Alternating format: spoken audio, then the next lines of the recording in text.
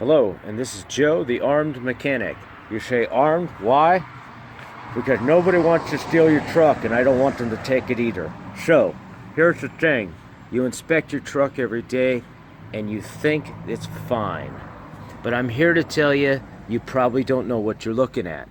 So, I'm going to switch the camera the other way so that you can see what I just walked by on one of my owner-operator's trucks. God love him. He does a fine job, but everybody misses things once in a while.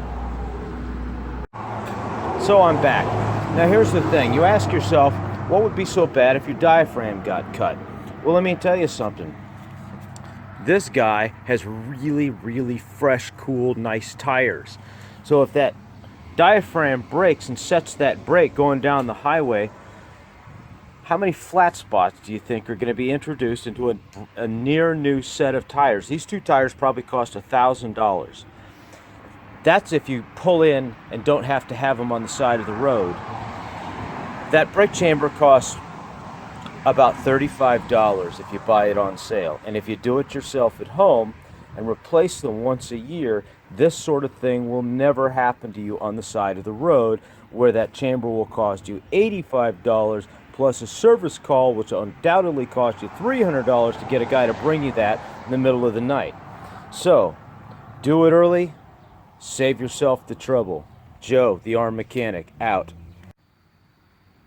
Okay, YouTube people, welcome to another edition of Joe, the three-armed mechanic. 1, 2, the other one's holding the phone. Look, in all seriousness, the other day we had a little talk about how I can walk by a truck and every once in a while I see something that the other guy who owns the truck and looks at it every day just doesn't notice.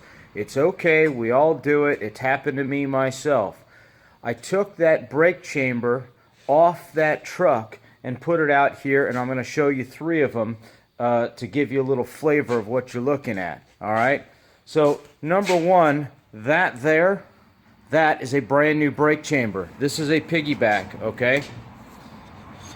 If you bought this separately, there'd be a diaphragm here and a ring clamp, and this is what you would buy and just slap on your truck in a hurry on the side of the road. Okay? This is the otherwise almost good brake chamber that we pulled off that truck that was right next to the one that we thought was problematic. However, if you look here, there's a rust hole. Something inside this is rusting, and it's been coming out in dust and dirt and crap for months, maybe years. Who knows? This brake can is on the way out, and when that creates a major failure, you'll be on the side of the road in the ice and snow. So, again, $35 to $40 once a year, and you'll never be on the side of the road.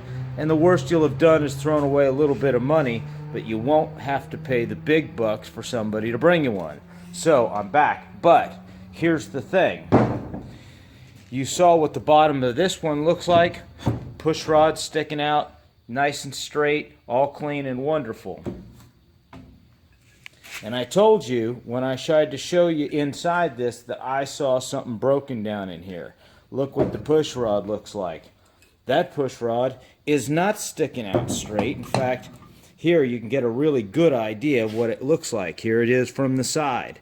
Clearly, that push rod is not lined up with the diaphragm or the spring on the other side. And this particular brake chamber was also not doing any parking brake action because the spring is broken. We're going to flip the camera if it will let me. No, we'll have to re-cue. Alright, people, look down inside there. You see what I see? I see a bunch of bent, broken, torn up. It's all bad. The only thing that hasn't yet happened is that the spring in the loose metal has yet to cut the diaphragm and cause a big air leak. By contrast, this is what we have in this one. You can clearly see the coils of the spring over on that side. You can see You can see the end stamped sheet metal where you drop in your chain pin and chain back a brake. All that's wonderful, a little rusty, but you know, functional. That's not what we got over here. We have a conglomeration of broken up crap. So, once a year, maybe once every 2 years, but by God, change your damn brake chambers before you get left on the side of the road. Thank you. 3R Mechanic, out.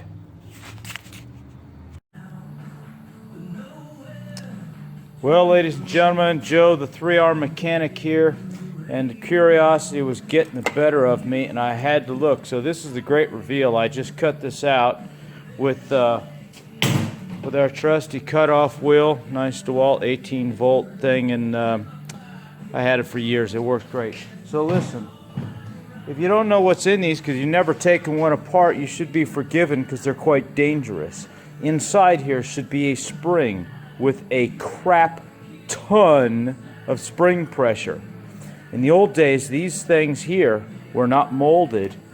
They were another ring clamp, just like used here, so you could replace the diaphragm that's in here. They no longer make them that way because they're a little dangerous to take apart and people got killed. However, since I knew there was no spring pressure in here, I'm going to show you what this looks like inside.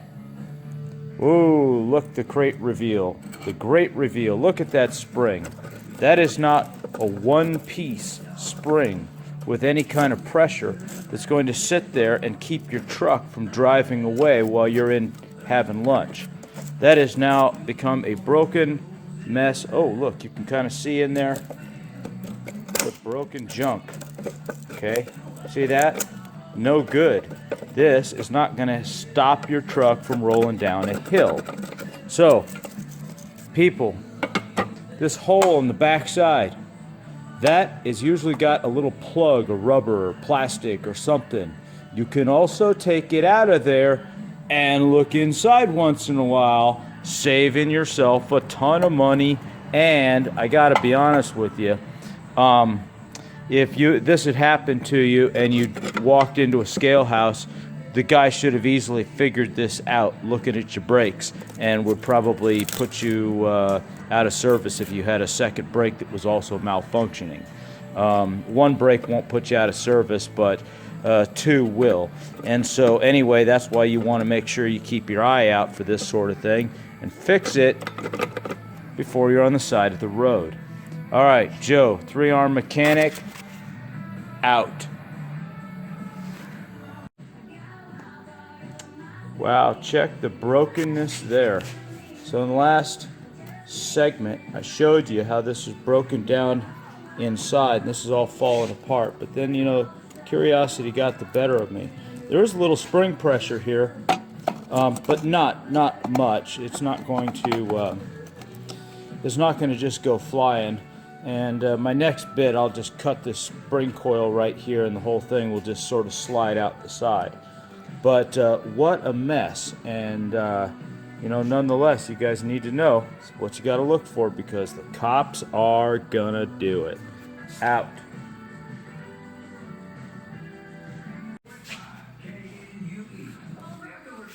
Joe, our mechanic here. All right. I'm an intensely curious person. I really can't stop until I know the answer. I wind up spending all night long sometimes in the shop building shit because I gotta know or I couldn't sleep anyway.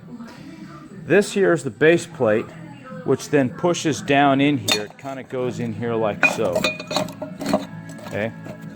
Now, this little bit of junk is kind of captive up here at the top to spread the load of the spring, but it's doing nothing. Over here we have all of the coils I took, and I didn't actually have to cut a single one of these. These were all the pieces that were made up what was in there. This piece was kind of the bottom. Long story short, it all kind of fits in there like so, okay? And that thing is pushed down on the diaphragm, which then pushes the push rod underneath. by this spring that's captive in all of this junk. Okay, that's your parking brake. That's your parking brake side of a brake chamber. However, as you can see, with all this broken, there was no parking action to be had out of this. This is actually a pretty common failure. Don't discount this possibility that a brake chamber on a trailer that just does not seem to want to stay put when you park it there. Don't discount the possibility that you've got this failure inside. It's amazing that the broken bits have not cut the diaphragm yet, but the time was certainly coming. And as you can see, all that rusty, dusty crap was what was coming out of the weep hole, which on this one, it wasn't really coming out of there. That one had no rusty streaks. But that other diaphragm, that other brake chamber I showed you a minute ago, see no rusty streaks, the other one did have those rusty streaks. So clearly, it was on the way to becoming just like this. All right, the Armed Mechanic, out.